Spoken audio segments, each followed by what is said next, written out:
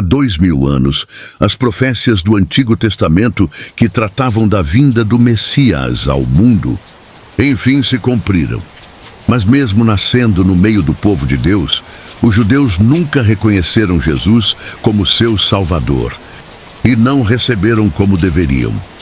Vejo o que está escrito em João capítulo 1. Aquele que é a palavra estava no mundo, e o mundo foi feito por intermédio dele, mas o mundo não reconheceu. Veio para o que era seu, mas o seu não receberam. Realmente é muito difícil compreender o que se passa com a maioria dos judeus. Afinal de contas, a vinda de Jesus foi profetizada por diversos profetas bíblicos do Antigo Testamento, com detalhes impressionantes. Vamos ver alguns deles. Primeiro, foi dito que o Messias viria de uma virgem. É em Zacarias capítulo 7 da escrita. Disses Aias, ouçam agora, descendentes de Davi, não basta abusar ainda a paciência dos homens. Também vão abusar da paciência do meu Deus. Por isso, Senhor mesmo lhe dará um sinal. A virgem ficará grávida e dará à luz um filho, e o chamará Emanuel. Para quem não sabe, Emanuel significa Deus conosco. E uma outra profecia mostra que o local do seu nascimento foi detalhado. É Miqueias capítulo simples da escrita. Tu, Belém Efrata, embora seja pequena entre os clãs de Judá, de ti virá para mim aquele que será o governante sobre Israel. Suas origens estão no passado distante em tempos antigos. Terceiro, a sua morte foi revelada com riqueza de detalhes. Veja o que está escrito em Isaías 53. Ele foi transpassado por causa das nossas transgressões. Foi desmagado por causa de nossas iniquidades. O castigo que nos trouxe paz estava sobre ele. E pelas suas feridas fomos curados. Todos nós, tal qual ovelhas, nos desviamos. Cada um de nós se voltou para seu próprio caminho. E o Senhor fez cair sobre ele a iniquidade de todos nós. Ele foi o primeiro e afligido. Contudo, não abriu a sua boca. Como o cordeiro foi levado para o matadouro, e como o mau velho que diante de seus tus que adores, fica calada, ele não abriu a sua boca. Essa é com certeza uma das questões religiosas mais intrigantes de todas. Afinal, como um povo que esperou milhares de anos, ansiosamente pelo seu Salvador, simplesmente o ignorou e não acreditou em nenhuma de suas palavras quando ele veio. É realmente muito estranho. E para te ajudar a entender os motivos pelos quais os judeus rejeitaram Jesus, e porque a maioria deles faz isso até hoje, e eu vou te mostrar 5 fatos que fizeram eles ignorarem Cristo como sendo Messias, ou seja, o enviado de Deus para a nossa salvação. Mas antes de começarmos, eu quero pedir que você se inscreva aqui no meu canal, clique no botão inscrever-se aqui abaixo do vídeo e ative o sininho para receber a notificação sempre que eu colocar o vídeo novo. O primeiro fato, eles interpretaram mal as profécias sobre o Messias. A falta de compreensão do que os profetas de Deus falaram sobre a primeira vinda de Cristo ao mundo é com certeza o principal motivo pelo qual os judeus não aceitam Jesus como sendo Messias. E o próprio Jesus falou sobre isso algumas vezes. Vamos ler 2 passagens do Evangelho de Mateus, em que Cristo falou sobre a ignorância do seu povo em relação a quem ele era. Vocês nunca leram nas Escrituras: a pedra que os construtores rejeitaram tornou-se a pedra angular.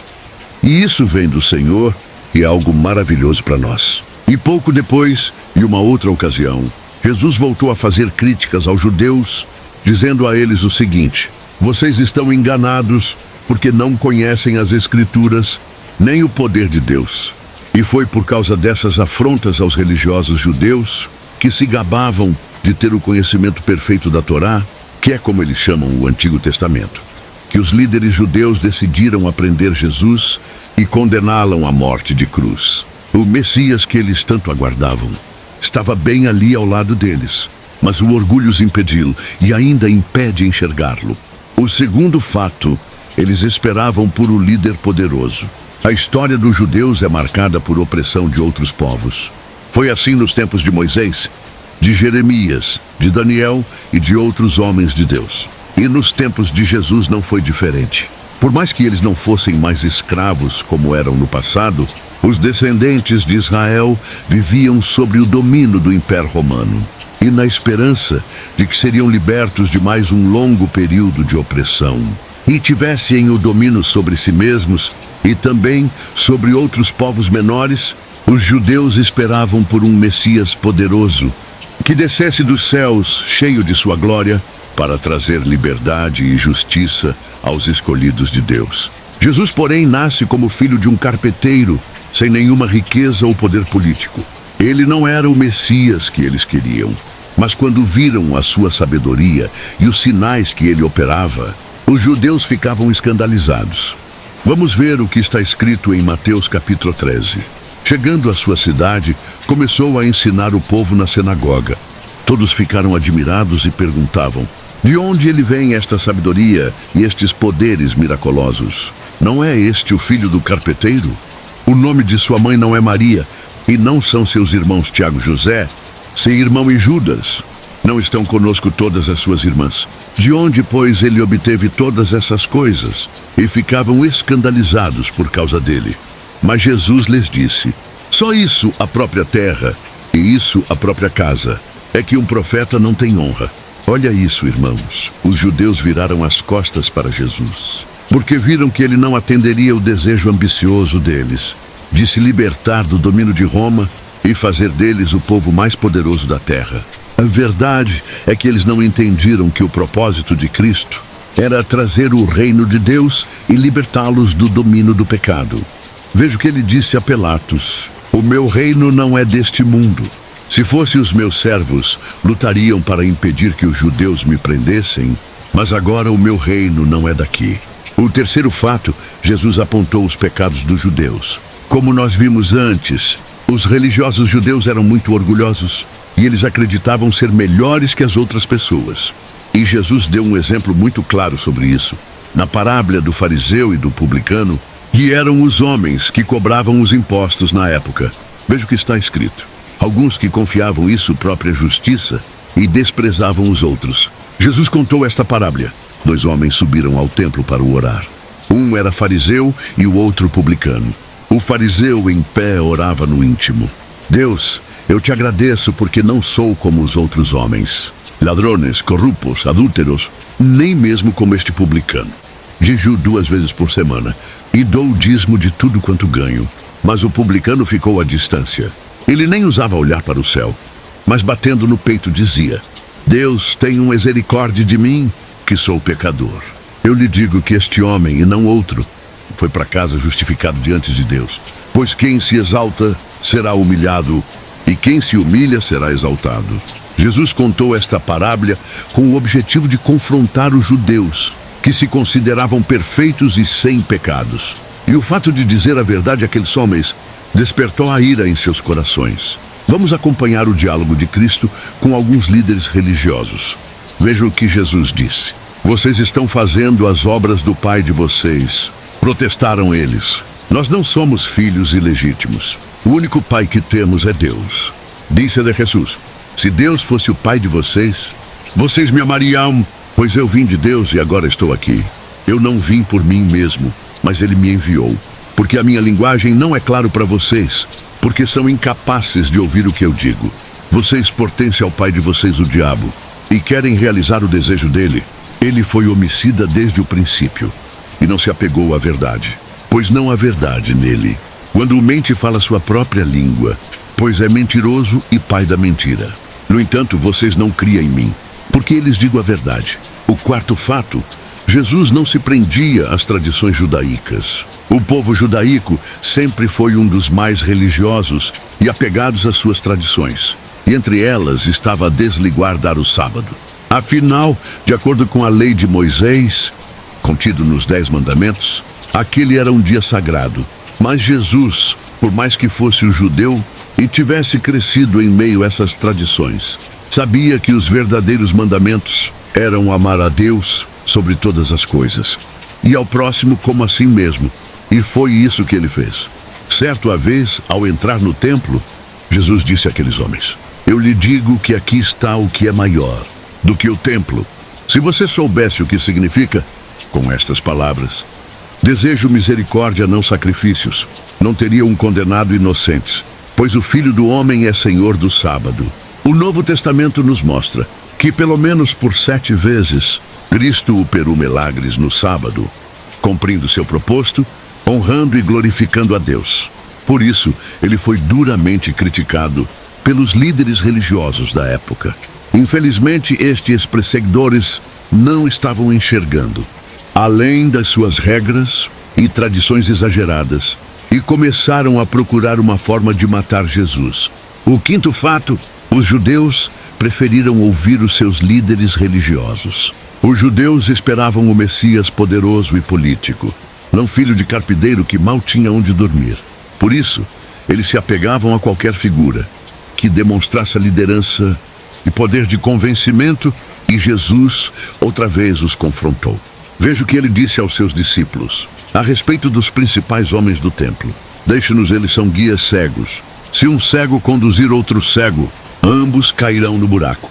E este fato era tão verdadeiro que a Bíblia diz que quando Pilatos perguntou aos judeus o que eles queriam fazer com Jesus, eles ouviram as ordens dos sacerdotes e do ancião e pediram para crucificar a Cristo e libertar Barrabás, um dos maiores assassinos daquela época. Isso demonstra o quanto eles estavam cegos espiritualmente, e isso acontece até os dias de hoje. Veja o que a Bíblia diz. Na verdade, as mentes deles se fecharam, pois até hoje o mesmo véu permanece. Quando é lida a antiga aliança, não foi retirado, porque é somente em Cristo que ele é removido. De fato, até o dia de hoje, quando Moisés é lido, um véu cobre os seus corações. Mas quando alguém se converte ao Senhor, o véu é retirado. Então fica claro que os judeus não aceitam Jesus Cristo, porque preferem fazer a sua própria vontade e não a vontade de Deus. As evidências são muito claras de que Jesus é o Messias prometido por Deus. É claro que hoje em dia existem muitos judeus que reconhecem Jesus como seu Senhor e Salvador, e eles são chamados de judeus messiânicos. Mas infelizmente a maioria dos judeus não reconhecem Jesus como Salvador. Eles ainda guardam o Messias que não virá, porque ele já veio. Então, resumindo, irmão, os judeus rejeitam Jesus até hoje, porque, segundo eles, Cristo não cumpriu as principais tarefas do Messias, e ele não possui as qualidades exigidas para ter o título de Messias. E ao pesquisar sobre as principais tarefas que os judeus esperam do Messias, eu descobri que eles acreditam que o verdadeiro Messias vai erguer o 3º templo em Israel, reunirá todos os judeus do mundo na terra de Israel e fará com que o mundo todo entre numa era de paz universal, com fim do ódio, da opressão e das doenças. Mas se analisarmos bem, quem irá prometer fazer tudo isso na terra não será o Messias, e sim o Anticristo. Os judeus, infelizmente, serão enganados pelo inimigo e sofrerão as consequências de terem negado a Jesus como verdadeiro Messias. Haverá fome, dor, sofrimento, morte, perseguição, tudo na grande tribulação. E depois, Israel será invadida por exércitos do Anticristo. Mas Deus cumprirá sua promessa com os israelitas e os livrará. Então os judeus se arrependeram dos seus pecados e, enfim, reconhecerão que Jesus é o Messias e clamarão por ele. Veja o que o próprio Cristo disse, ou antes de ser crucificado: Jerusalém, Jerusalém, você que mata os profetas e apedreia aos que lhes são enviados. Quantas vezes eu quis reunir os seus filhos, como a galinha reuniu os seus pintinhos, debaixo das suas asas, mas vocês não quiserem. Eis que a casa de vocês ficará deserta. Pois eu lhe digo que vocês não me verão desde agora, até que digam: bendito é o que vem em nome do Senhor. Eu sou o pastor Antônio Júnior. Se você gostou dessa mensagem, compartilhe com seus amigos e se inscreva aqui no meu canal. Que Deus te abençoe.